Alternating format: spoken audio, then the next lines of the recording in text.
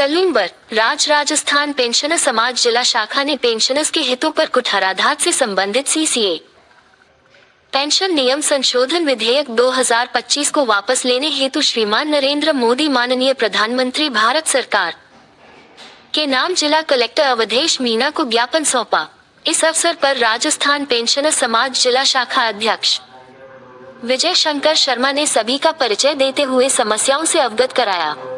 ज्ञापन में सरकार ने संसद की मंजूरी के लिए वित्त विधेयक पेश करते समय भारत की सचित निधि से पेंशन देनदारियों पर व्यय के लिए केंद्रीय सिविल सेवा पेंशन नियमों और सिद्धांतों की मान्यता के लिए एक अध्याय शामिल किया है। इसके माध्यम से सरकार को पेंशन भोगियों के बीच अंतर स्थापित करने का अधिकार मिल गया है, जो केंद्रीय वेतन आयोग की स्वीकृत सिफारिशों पर लागू हो सकता है और विशेष रूप से पेंशन भोगी की सेवानिवृत्ति की तारीख या केंद्रीय वेतन आयोग की स्वीकृति सिफारिश के संचालन की तारीख के आधार पर अंतर किया जा सकता है। उक्त विधेयक को माध्यम से केंद्र सरकार ने पेंशनर्स की वे वेतन आयोग के लाभ से वंचित करने व पेंशनरों को तिथि के आधार पर वर्गों में बांटकर भारतीय संविधान के अनुच्छेद 14 का उल्लंघन किया है। साथ ही डी.एस. नकारा मामले में दिनांक 17 दिसंबर 1982 के सर्वोच्च न्यायालय की संविधान पीठ के ऐतिहासिक निर्णय को चुनौती दी है।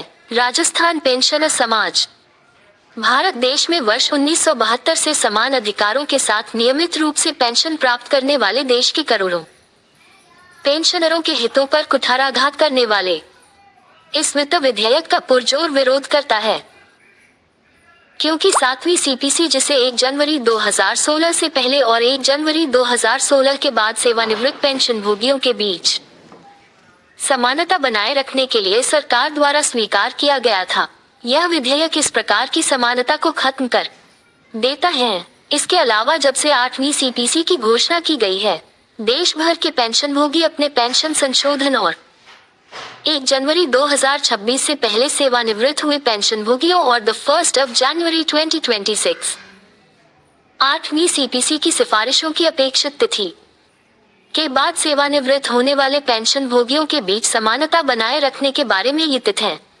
वर्तमान निर्णय पेंशन भोगियों के लिए यह एक बड़ा झटका है और इसलिए सरकार को इस पर पुनर्विचार करने और इसे वापस लेने की आवश्यकता है। जिला राजस्थान पेंशनर समाज के प्रदेश नेतृत्व के आह्वान पर राजस्थान पेंशनर समाज की हमारी शाखा केंद्र सरकार के इस निर्णय का घोर विरोध करते हुए उन्हें इस विधेयक पर पुनर्विचार कर पेंशनरों के हित में निर्णय लेने का अनुरोध करती है। आपको अवगत करवा दे कि यदि विधेयक में पेंशनरों पर कुठाराघात संबंधी बिंदु नहीं हटाए गए तो राजस्थान पेंशनर समाज को पूरे प्रदेश में आंदोलनात्मक रुख अपनाने को मजबूर होना पड़ेगा। आज ज्ञापन के बाद आगे चरणबद्ध आंदोलन किया जाएगा। उम्र के इस पड़ाव में पेंशनरों को सड़क पर उतरने और आमरण अनशन पर बैठने की जिम्मेदारी आपकी होगी। रिपोर्टर नारायण सेन।